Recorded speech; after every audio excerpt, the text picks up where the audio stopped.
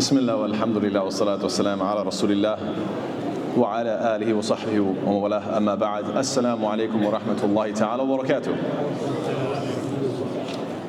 To all of the Ramadan warriors, mashallah, to all of you who have been consistently praying Qiyamul Layl, I just wanted to give you guys a brief message.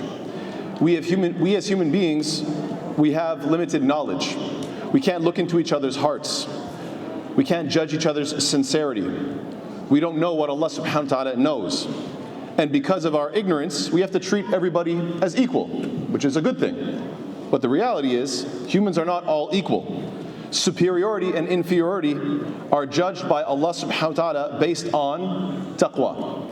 As Allah ta'ala says, Inna akramakum indallahi atqakum. Those who are the most noble, those who are basically the best of you, are who? Are those who have the most taqwa. And of course, taqwa is in the heart. It's not something that you can check. However, we can read this Quran. We can get insight into what Allah Ta'ala knows. And in this particular verse that I'm about to cite, Allah Ta'ala gives us a very powerful perspective. So, to all of the brothers and sisters who have been consistently showing up night after night, putting in the hours, consistently standing and bowing and prostrating and supplicating, then yes, you are actually better. Why? Because Allah Ta'ala says, بَعْدَ أَعُوذُ بِاللَّهِ مِنَ الشَّيْطَانِ الرَّجِيمِ أَمَّنْ هُوَ قَانِتٌ آنَاءَ اللَّيْلِ سَاجِدًا وَقَائِمًا يَحْذَرُ الْآخِرَةَ ويرجو رحمة ربه قل هل يستوي الذين يعلمون والذين لا يعلمون إنما يتذكر أولو الألباب. Allah Ta'ala says, is one who is devoutly obedient during the periods of the night, prostrating and standing in prayer, fearing the hereafter and hoping for the mercy of his Lord, is this person like the one who doesn't? How could they possibly be equal? Say, are those who know equal to those who don't know? Only people of understanding will remember. So yes, you are actually better than those who are missing out. You have to have that realization that inshallah ta'ala, because I am doing this, I am improving. Because I am doing this, I'm doing something that is greater than if I didn't. You have to remember that Allah Ta'ala is ash-shakur. Allah Ta'ala is the most appreciative. In fact, it's so obvious that Allah Ta'ala even asks this rhetorical question to highlight the absurdity of just defaulting to equality when superiority is so obvious. There's no need to be politically correct. Could it be possible that the one who is devoutly obedient, standing and praying and prostrating and worshiping his Lord, is such a person equal to the one who is not? Is the one who knows equal to the one who doesn't know? How can they be possibly equal? And the fact that their knowledge is highlighted to show that when you have true solid knowledge, what does that do? It results in action. The only reason you would stand up and do this worship and do this prayer is because you know something that the other person doesn't. You have something with Allah Ta'ala that that other person is unaware of. We unfortunately live in a world where basic imperial facts are being undermined by people's subjective feelings, as if there's no such thing as truth. You could just define yourself and everything around you however you wish, and somehow that makes it true. Obviously, that's not the case. Remember, you're better because you invest now, so you'll be better when a calamity strikes. Because you've invested now, you'll be better when a tragedy challenges us. Because you invest now, you'll be better when you're in your last moments, when you're taking your last breaths. You'll be better when the angels take your soul. You'll be better when you're resurrected, when you stand before your Maker, and when you are judged. There are many different investment opportunities, and you've made the best one. MashaAllah.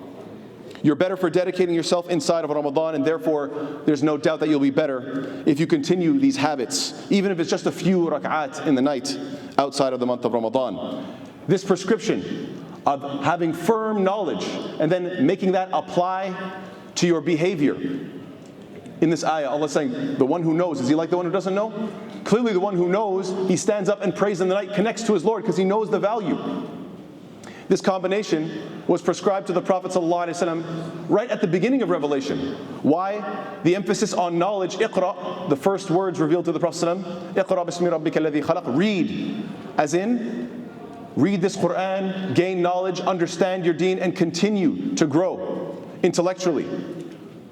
And then of course Allah Ta'ala commanding, Ya ayyuhal muzammil qum al-layla illa qalila.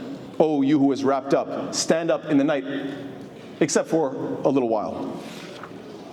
And for context, it's very fascinating to note that the ayah right before this in Surah Al-Zumar, ayah number 8, the ayah right before it, talks about the disbelievers who, when adversity touches them, they will cry out and call out to Allah subhanahu wa ta'ala, and then the moment that things get better, what will they do? They'll go back to their old ways. They'll go back to their evil. And so because of that, Allah ta'ala commands, قُلْ تَمَتَّعَ بِكُفْرِكَ قَلِيلًا. Say, enjoy your disbelief for just a little while. Go ahead, if that's who you are. So when you take a look at these two ayat, and you see the comparison between the person who is obsessed with dunya, just looking for hedonistic, worldly, materialistic pleasures, versus the one who is devoutly, contently, obedient, and worshiping their Lord. Allah Ta'ala is making a comparison between the two. And you can see that there's a few contrasts taking place. Number one, look at the contrast in terms of the source of happiness. This disbeliever enjoys whatever they get. Allah says, yeah, enjoy it for a little bit. Why? Because these are short-term pleasures, fleeting pleasures. Not only when you enjoy it in dunya, but of course even the whole dunya is going to go away. But then in contrast as well, the word qanit. The word qanit is not just somebody who is obedient, because you could be obedient but reluctantly, like I'm forcing you to do something. Qanit means that I'm going to obey in a way that I'm satisfied in my heart, that I enjoy doing this, that this is something that I love to do. So look at the two sources of pleasure being contrasted with one another. And furthermore, to make it a little bit more personal to us, we all know that there's different types of friends. There's the type of friend, وَلِلَّهِ الْمَثَلُ الْأَعْلَى, obviously Allah has the highest of examples, but just to make it simple, there are some type of friends who, they call on you only in desperate times, and then the moment that the situation is better, they stop because the crisis is over and they feel like I got better people to spend time with. You're not worth my time, you're not as important. Versus, there are some people who want to make you an intimate friend, somebody who is close to you, that wants to keep up with you.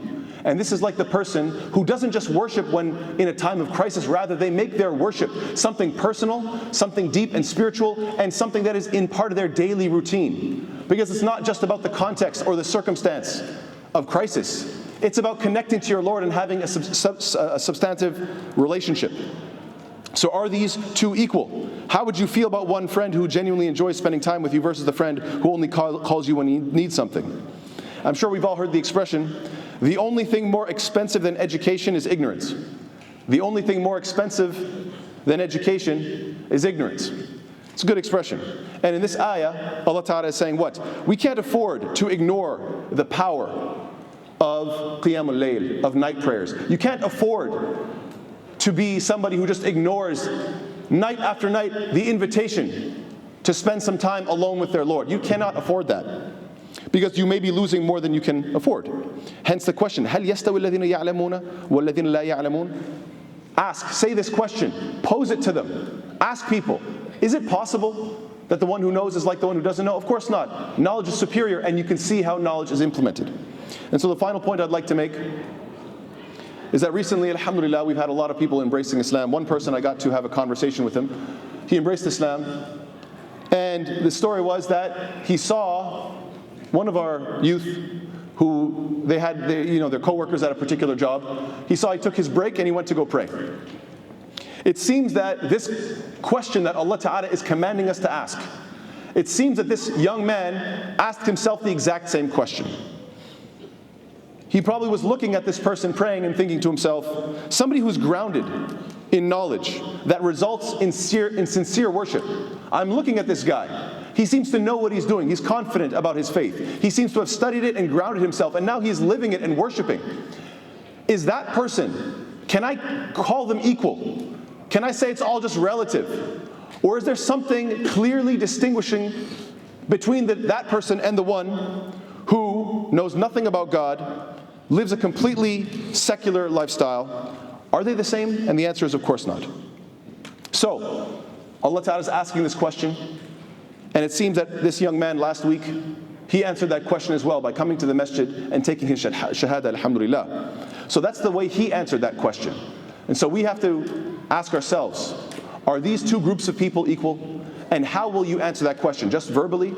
just with a thought or through your actions. May Allah Ta'ala make us of those who think about these questions and answer them correctly. May Allah Ta'ala make us appreciate this Quran. May Allah Ta'ala make us of those who can maintain these habits inside of Ramadan and at least have some semblance of it, maybe not as long, but some semblance of it outside of Ramadan as well. Ameen ya Rabbil Alameen. And of course, a reminder, please do sign up, become a member, so you're giving $1 a day to the masjid. It makes a big difference. Please make sure that you also fill in the boxes and that you pay your sadaqatul fitr. Yes. And we're going to be having Qiyamul Layl at 4 a.m. every single night, inshallah ta'ala. For those of you who wish to come, 4 a.m. Qiyamul Layl. Barakallahu feekum. Wassalamu alaikum wa rahmatullah.